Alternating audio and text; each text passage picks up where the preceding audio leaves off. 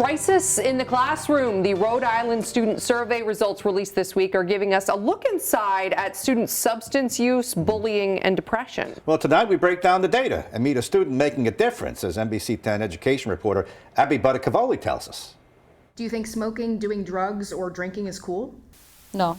Simone Punchak is a senior at Classical High School in Providence. She hangs these posters throughout her school's hallways. So during COVID, I saw a lot of my peers turn to substance as a way to cope with their mental health.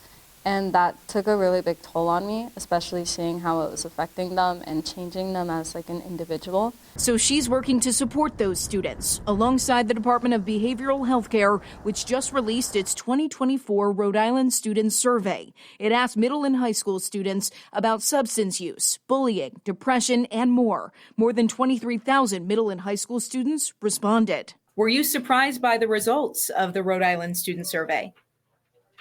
I don't think we were surprised. I think we were happy to see that what we saw in the previous surveys in 2022, that there was a trending down when it came to alcohol, tobacco, marijuana, and vaping. The survey found the number of high school students reporting the use of vapes dropped from nearly 13% to just over 7%. That means instead of 1 out of 8 students vaping, now it's 1 out of every 14.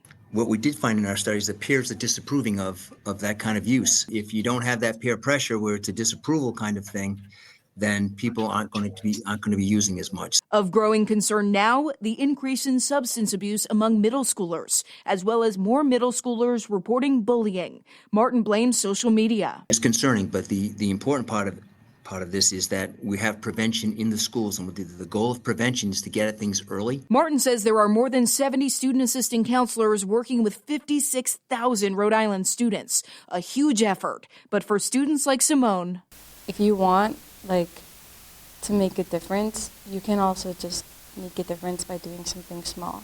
Reporting in Providence, Abby Buttigieg, NBC 10 News.